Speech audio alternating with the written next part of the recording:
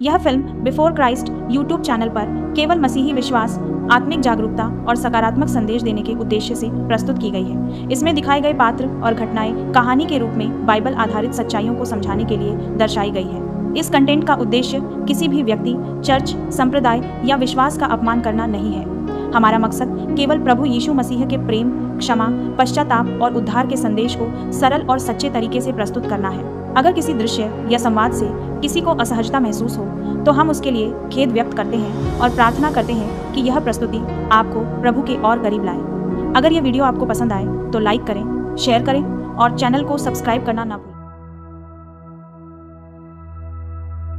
भारत के दक्षिणी भाग में कन्याकुमारी जिले के अरुवाईमुरी से लेकर आलपुरा जिले के उत्तरी भाग में अरूर तक फैली एक रियासत थी ट्रैवनकोर। एक शक्तिशाली शासक जिसने सैन्य बल द्वारा कई छोटी रियासतों पर विजय प्राप्त की और वर्तमान केरल के सभी दक्षिणी हिस्सों को एकजुट किया। उनका नाम था मार्तांड वर्मा। केवल 23 साल की उम्र में मार्तांड वर्मा ने राज्य सिंहासन को अपनाया और सामने आने वाली सभी चुनौतियों पर काबू पा लिया और अपने दुश्मनों को बेरहमी से मारकर अपना सिंहासन स्थापित किया।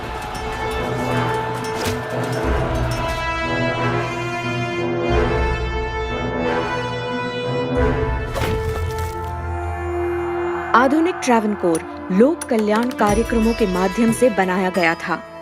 उन्होंने अपनी शक्तियों, वर्चस्व और अधिकारों को श्री पद्मनाभ को सौंप दिया और पद्मनाभ के सेवक बन गए। वही समय था जब मार्तांड वर्मा सत्ता के बल पर अजय होकर देश पर शासन कर रहे थे।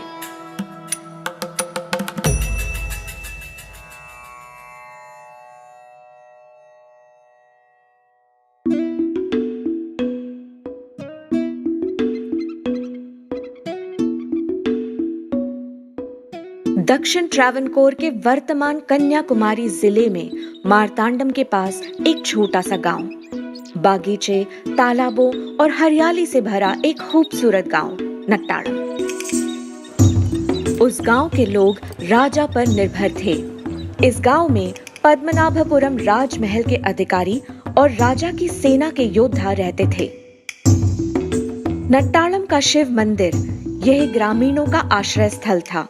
मरुदम कुलंगरा ईलंगम वंश के वासुदेवन नंबूदरी और मेकोट वंश के देवकी अम्मा के घर 23 अप्रैल 1712 को नीलकंठन पिल्लई उर्फ देवसहायम का जन्म हुआ।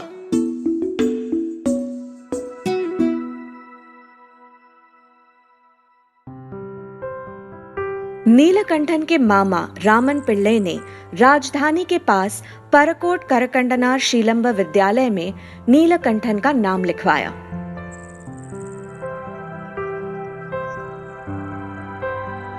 नीलकंठन ने ताड़ के सूखे पत्ते में लोहे की कील से लिखना सीखा। इस दौरान नीलकंठन ने तमिल, मलयालम, संस्कृत, वेदांत, व्याकरण, रहस्यवाद और मार्शल आर्ट में दक्षता हासिल की। वो जल्द ही पारिवारिक मुखिया के सहायक और तत्पश्चात मुखिया के रूप में भी नियुक्त किए गए।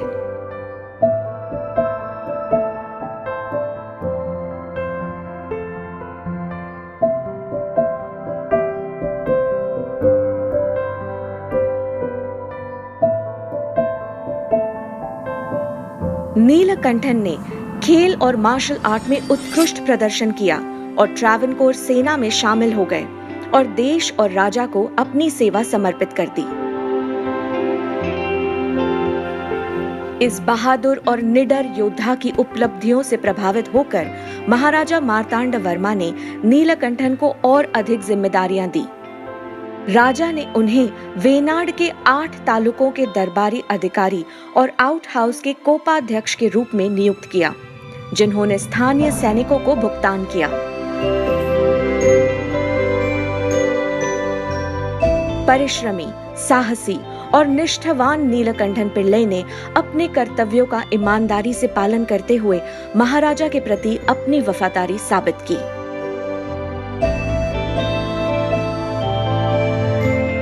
इस प्रकार वह महाराजा का प्रिय और अधिकारियों का प्रिय अधिकारी बन गया।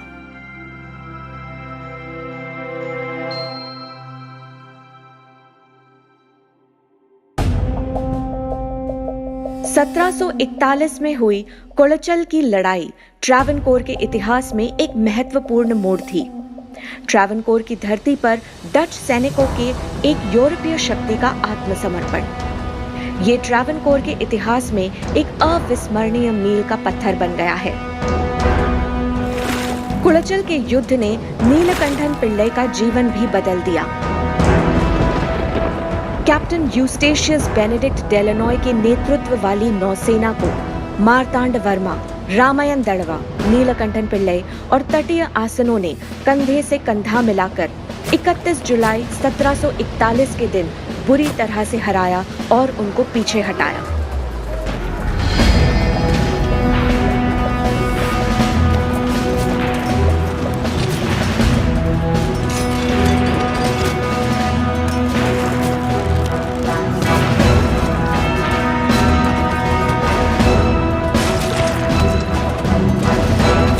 आधुनिक युद्ध में कुशल डच सेना को ट्रावनकोर की छोटी सी रियासत ने पराजित किया।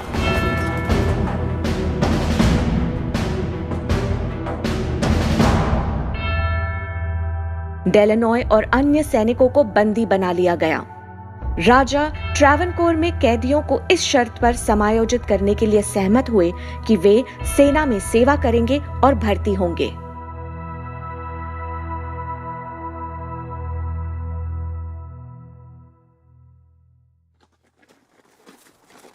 उदयगिरी किले में एक दूसरे से मिलकर आधिकारिक काम करने के दौरान डेलनॉय और नीलकंठन के बीच घनिष्ठ संबंध बनने लगे। इस घनिष्ठता ने दोनों को परस्पर मित्रता और गहरी आत्मीयता की ओर अग्रसर किया। डेलनॉय ने नीलकंठन से पूछा, जो कभी बहुत उदास दिखते थे, उनके अवसाद का कारण क्या था। दूसरी ओर पिल्लई ने अपने परिवार का दुख और दर्द व्यक्त किया, रोग, मृत्यु, पशुओं की हानि और पीड़ा के बारे में बताया। इन सब समस्याओं से समाधान ढूंढने के लिए कोई कसर नहीं छोड़ा। होम बलि और बलिदान व्यर्थ थे। अपने परिवार में ऐसा क्यों हो रहा है? इस सवाल पर डेलनॉय ने अपने दोस्त को समझाया कि दर्द और बीमारी भगवान की दी हुई सजा नहीं है और हमारा उद्धार और समझ उस बीमारी और पीड़ा के माध्यम से हमें प्राप्त होते हैं जिसे हम यीशु प्रेम के रूप में अनुभव करते हैं।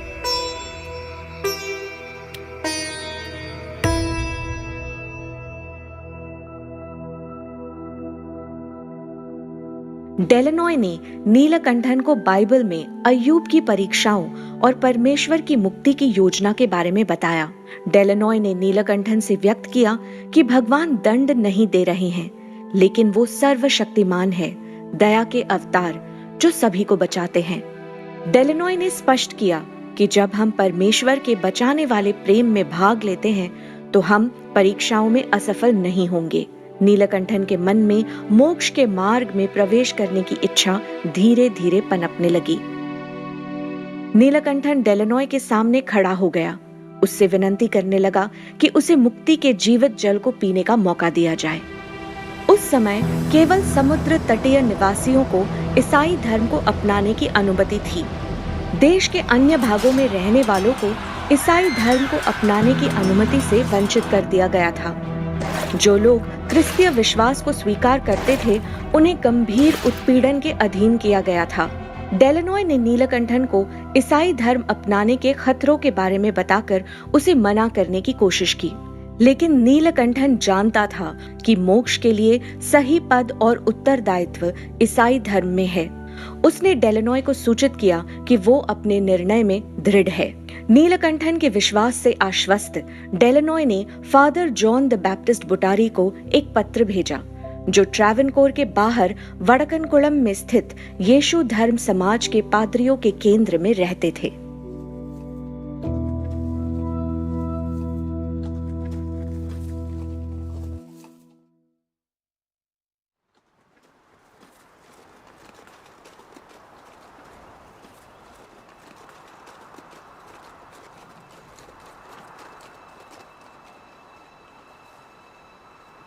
ईसाई बनने के इरादे से नीलकंठन पत्र के साथ वडक्कनकुलम पहुंचे, लेकिन फादर बुटारी ने नीलकंठन को बपतिस्मा देने से इनकार कर दिया था। फादर बुटारी ने शुरू में नीलकंठन को बपतिस्मा देने से इसलिए इनकार किया क्योंकि वो नीलकंठन की बपतिस्मा स्वीकार करने की इच्छा शक्ति की वास्तविकता जानना चाहते थे। फादर बुटारी इस बात से अवगत थे कि शाही दरबार में उच्च पदों पर आसीन नीलकंठन को ईसाई धर्म को अपनाने से क्या-क्या समस्याओं का सामना करना पड़ सकता है। नीलकंठन लगभग 9 महीने तक वडक्कनकुलम में रहे और ईसाई धर्म के जीवन में प्रशिक्षण प्राप्त किया। 14 मई 1745 के दिन 32 वर्ष की आयु में नीलकंठन को फादर जॉन द बैप्टिस्ट द्वारा बपतिस्मा दिया गया था।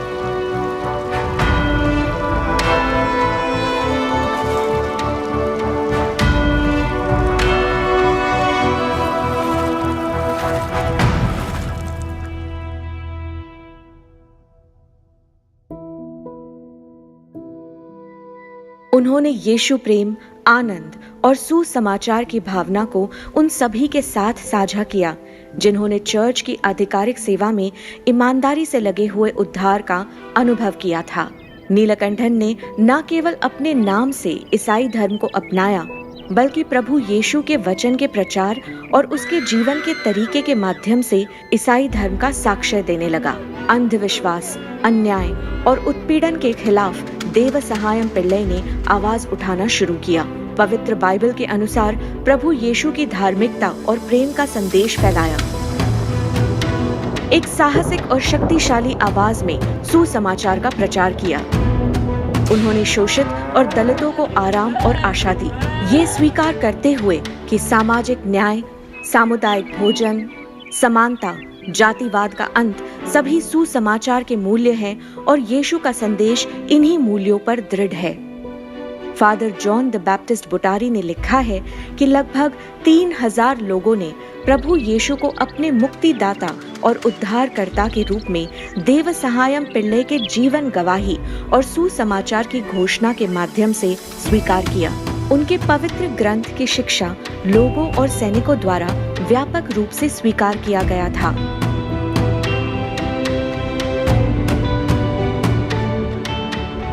सत्ताधारी और अधिकार वर्ग के लोगों को ईसाई धर्म का देवसहायम पिल्लई के द्वारा फैलते हुए देखना अच्छा नहीं लगता था और वे बहुत चिंतित थे।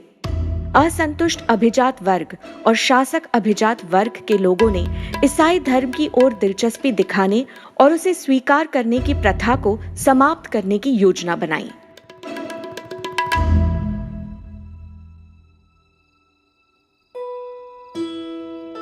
परमेश्वर की सहायता और बुद्धि, नम्रता और ईश्वर ज्ञान से परिपूर्ण होने के कारण संसारिक सुखों को तुच्छ समझने लगा देवसहायम पिल्लई।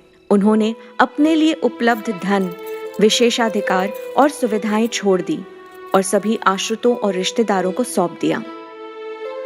सभी परीक्षणों और विपत्तियों का सामना करने के लिए मानसिक शक्ति प्राप्त की। उनकी धर्म पत्नी ज्ञानपू के निरंतर प्रार्थना के माध्यम से देवसहायम पिल्लई को मन की शक्ति और यीशु प्रेम को अनुभव करने की मदद मिली।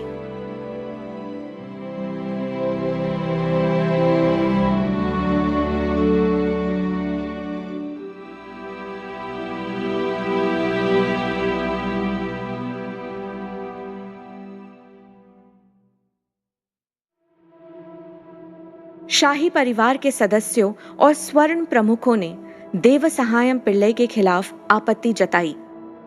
उन्होंने रामायण दड़वा दीवान के समक्ष देवसहायम पिल्लई के खिलाफ आरोप लगाए।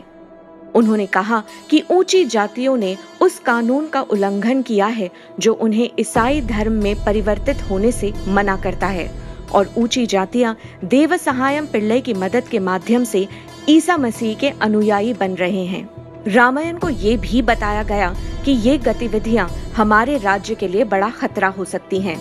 दूसरी ओर रामायण ने महाराजा को सावधान किया कि यदि इन गतिविधियों को तुरंत नहीं रोका गया तो देश पर बड़ी आपदाएं आएंगी। सरकार द्वारा देश के दुश्मनों और यूरोपीय लोगों को राज्य के रहस्य देने का आरोप देवसहायम पिल्लई पर लगाया गया।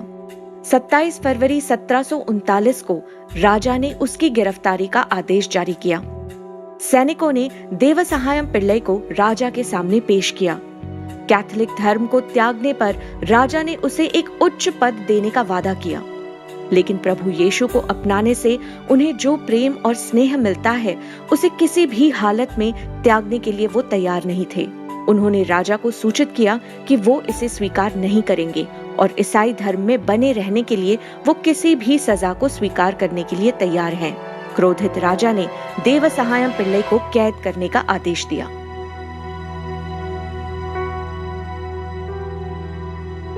राजा के आदेश के अनुसार 2 सैनिक उन्हें गिरफ्तार करने के लिए उनके घर आए। राजा के आदेश के बारे में जानने पर डेलनॉय देवसहायम पिल्लई के घर आए और उन्हें सांत्वना दी और प्रोत्साहित किया। उन्होंने प्रभु मसीह के जीवन काल की उस घटना की याद दिलाई जब गेत्सेमनी की वाटिका में प्रभु ने लहू पसीने की तरह बहाया था। प्रभु मसीह की सहायता से डेलनॉय ने कहा कि विश्वास की परीक्षा ली जा रही है और हमें प्रभु मसीह के लिए दृढ़ रहना चाहिए। पद्मनाभपुरम किले की दक्षिण की ओर स्थित परलोगा मादा चर्च में देवसहायम पिल्लई और उनकी धर्मपत्नी ज्ञानपू ने फादर बाररोस एस.जे. द्वारा परम प्रसाद स्वीकार किया और उनको सेंट सेबेस्टियन के संरक्षक संत के रूप में नियुक्त किया। उन्होंने सेंट सेबेस्टियन के उदाहरण का अनुसरण करने का फैसला किया, जिन्होंने विश्वास के लिए अपना जीवन बलिदान कर दिया और शहीद हो गए। इस प्रकार असाधारण साहस और शक्ति से प्रभु यीशु की शहादत को स्वीकार करने के लिए देवसहायम पिल्लई तैयार हो गए। अपनी पत्नी ज्ञानपू से कहा कि वो प्रभु यीशु की मां मरियम की माध्यस्थता से कष्ट और उत्पीड़न सहने की शक्ति की प्रार्थना करे।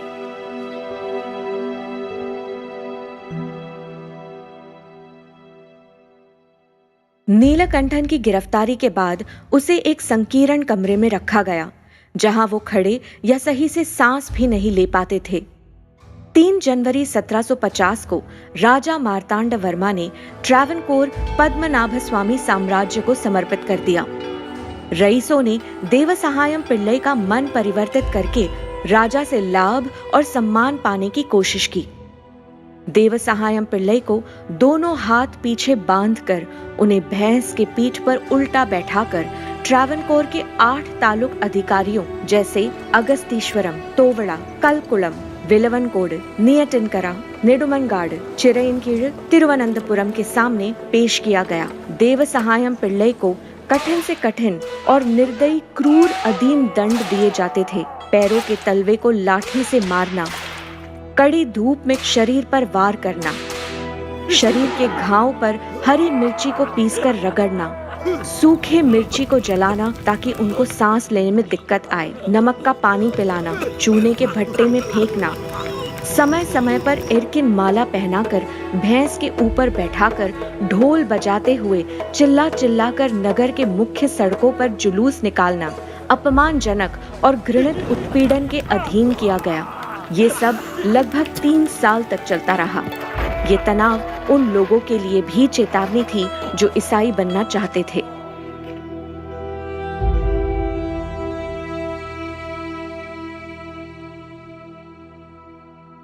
एरकिन माला पहनाकर भैंस के ऊपर बिठाकर जुलूस निकाला गया।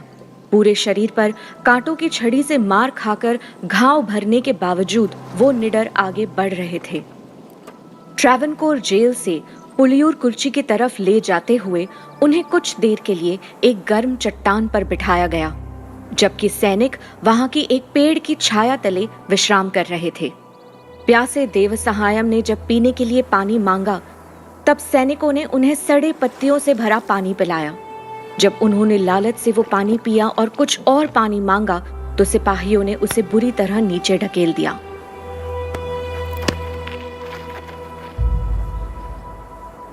बड़े दुख के साथ देवसहायम पिल्लई ने अपनी कोनी से चट्टान को जोर से मारा और चमत्कारिक रूप से वहां से पानी बहने लगा। देवसहायम और सैनिक उस ताजे पानी को पीकर बड़े संतुष्ट हुए। तब से इस जगह को मुट्टिडिचन पारा के नाम से जाना जाता है।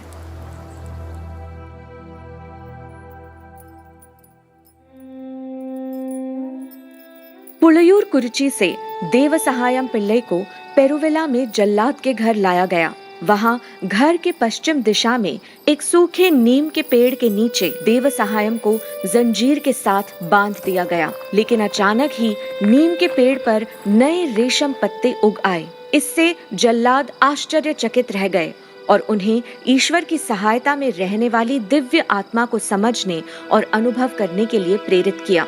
जल्लाद ने देवसहायम को मारे बिना वहीं रखा। देवसहायम 7 महीने तक खुले में जंजीरों में जकड़े रहे। उन्होंने अपना जीवन प्रार्थना और ध्यान में बिताया। बहुत से लोग जल्लाद के खेत में देवसहायम पिल्लई को देखने और उनका आशीर्वाद लेने आते थे। जल्लाद और उसकी पत्नी, जिनकी शादी के बाद लंबे समय तक बच्चा नहीं था, देवसहायम पिल्लई की प्रार्थना और हिमायत के माध्यम से उन्हें बच्चा हुआ। देवसहायम निराश, असहाय और बीमारों पर प्रभु यीशु की दया, प्रेम और आशीष को बांटने लगे। देवसहायम पिल्लई की माध्यस्थ प्रार्थना से कई लोगों को शांति और सांत्वना मिलने लगी। कई लोगों ने यीशु मसीह को प्रभु और उद्धारकर्ता के रूप में स्वीकार किया। खबर राजा के कानों तक पहुंची। राजा ने तुरंत आदेश दिया, देवसहायम पिल्लई को पेरुविला से अरुवाईमुरी ले जाकर बंदी बनाया जाए।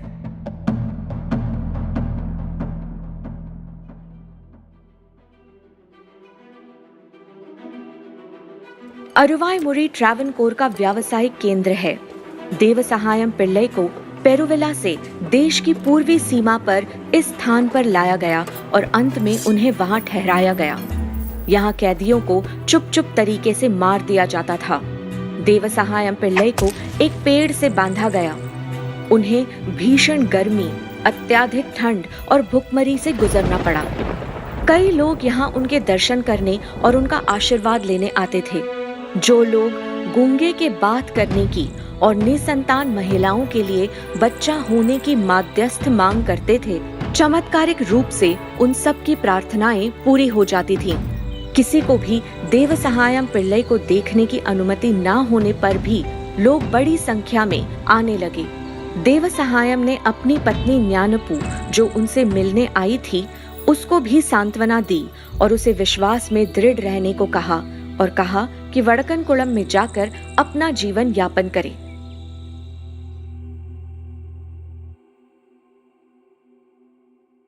लोगों के बीच देवसहायम पिल्लई की बढ़ती स्वीकृति, उनकी प्रसिद्धि, प्रार्थना की शक्ति के माध्यम से उनके द्वारा किए गए चमत्कार, उपचार और धर्मांतरण, इन सभी ने रामायण दड़वा और उनके साथियों को परेशान किया। रामायण दड़वा और उनके साथी उन लोगों को वापस नहीं ला पाए जिन्होंने ईसाई धर्म स्वीकार कर लिया था। लुभावने वादे और धमकाना सब व्यर्थ हो गया था।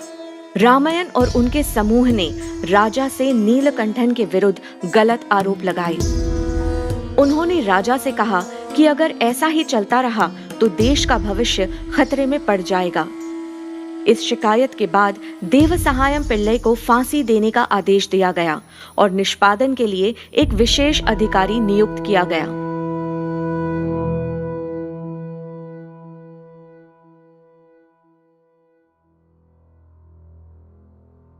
क्रूर और घृणित उत्पीड़न के अधीन होने के बावजूद देवसहायम पिल्लई की जान नहीं गई। इसलिए राजा ने सिपाहियों को आदेश दिया कि वो उसे विशाल चट्टानों से भरी काटाड़ी नामक पहाड़ों पर ले जाकर मार गिराने की तैयारी करे। देवसहायम पिल्लई अवगत थे कि उन्हें इस प्रकार की मृत्यु का सामना करना पड़ेगा। फादर फ्रांसिस क्लेमेंट ने देवसहायम पिल्लई को पाप स्वीकार करने और परम प्रसाद ग्रहण करने की मदद की। एक शुक्रवार की रात 14 जनवरी 1752 में देवसहायम थके हुए थे और सो रहे थे। अचानक सदमे में उनकी आंख खुली। सिपाहियों ने उन्हें जगाया। उनके हाथों और पैरों में जंजीर बांध दिया गया, बिल्कुल उस तरह जिस तरह एक मेमने को वध के लिए ले जाया जा रहा हो। जानवर की तरह देवसहायम के दोनों हाथों और पैरों को जंजीरों से बांधकर दोनों सैनिक डंडों के सहारे काटाड़ी नामक पहाड़ के शीर्ष पर ले गए। अंगों से बंधी जंजीरों में मांस कुचल गया था और खून बह रहा था।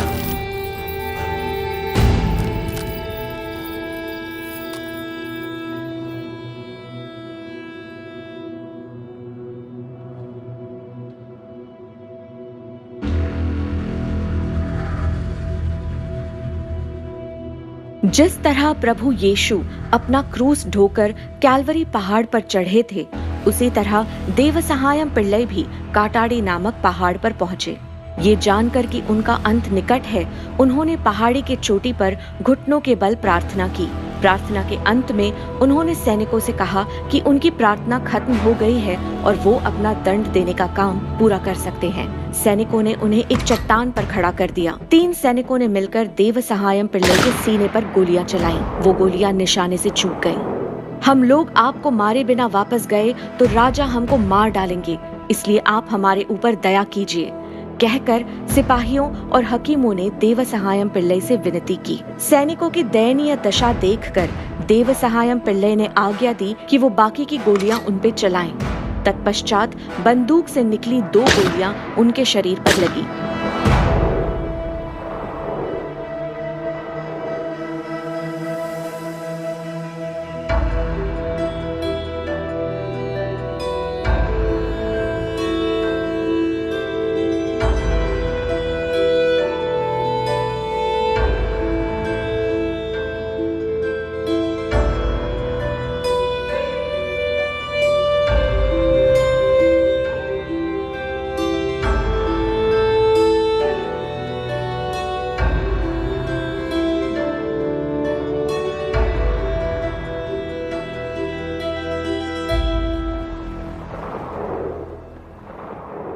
प्रभु यीशु मुझे बचाओ, माँ मरियम मुझे बचाओ, कहकर देवसहायम ने अपनी अंतिम सांस ली।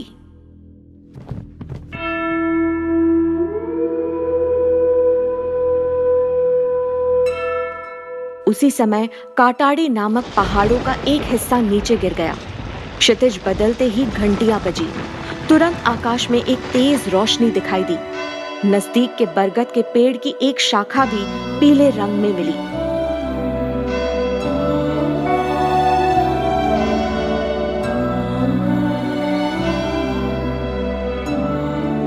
मृत शरीर को झाड़ियों में फेंक दिया ताकि उसे कोई और ना देख सके और वो जंगली जानवरों का भोजन बन जाए।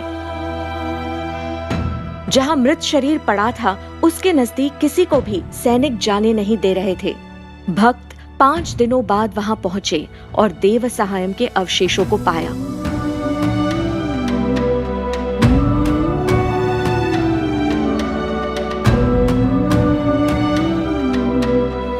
जिन्हें श्रद्धापूर्वक कोटार में स्थित सेंट जेवियर चर्च ले गए और वेदी के सामने दफनाया गया।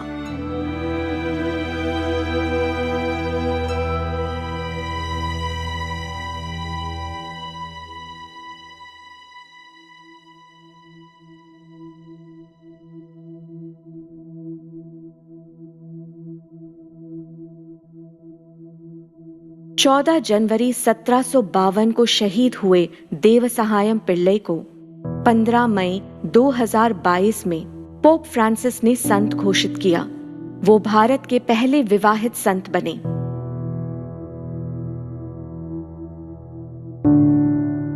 केवल 7 वर्षों के लिए देवसहायम एक ईसाई के रूप में अपना जीवन जिए, जिनमें से 4 साल सुसमाचार का प्रचार किया, वचन का अनुभव किया। अगले 3 वर्षों के लिए उन्होंने गंभीर उत्पीड़न का अनुभव किया।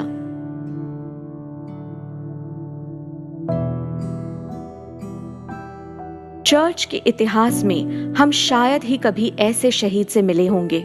जब इंसानों को जानवरों के रूप में देखा जाता था, देवसहायम पिल्लई ने उनके साथ भोजन किया और उन्हें अपने दोस्तों के रूप में देखा और प्यार किया। प्रभु यीशु का प्यार और दया देवसहायम पिल्लई को असहाय लोगों को प्यार करने के लिए प्रेरित करता था। प्रभु यीशु के निस्वार्थ प्यार को दर्शाते हुए समाज के निचले वर्ग के उद्धार के लिए देवसहायम ने अपना जीवन बिताया।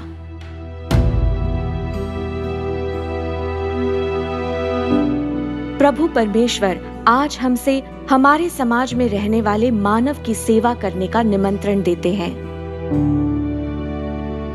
प्रभु यीशु की खातिर समाज में मानवीय मूल्यों को कायम रखें। शोषितों के लिए और वंचितों के लिए आवाज उठाएं।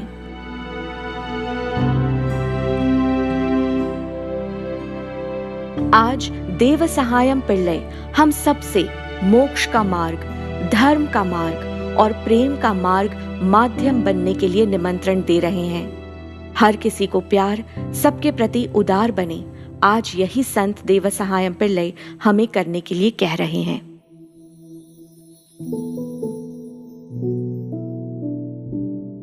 हे परमेश्वर, आपने संत देवसहायम पिल्लई को विश्वास में दृढ़ रहने और हर यातना व कष्ट के बीच भी प्रभु यीशु मसीह के प्रति वफादार बने रहने की कृपा दी। उन्होंने अपने जीवन और बलिदान से सुसमाचार की सच्चाई की गवाही दी। हे संत देवसहायम पिल्लई, आपने संसार के सम्मान से बढ़कर मसीह को चुना और अपने विश्वास के लिए अपने प्राण अर्पित कर दिए। कृपया हमारे लिए प्रभु से मध्यस्थता कीजिए।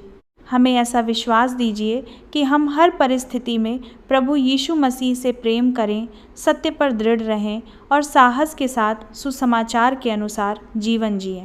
हे प्रभु, संत देवसहायम पिल्लई के उदाहरण से हमें विश्वास, धैर्य, क्षमा और साहस का जीवन जीने की कृपा प्रदान करें। हम यह प्रार्थना हमारे प्रभु यीशु मसीह के द्वारा मांगते हैं।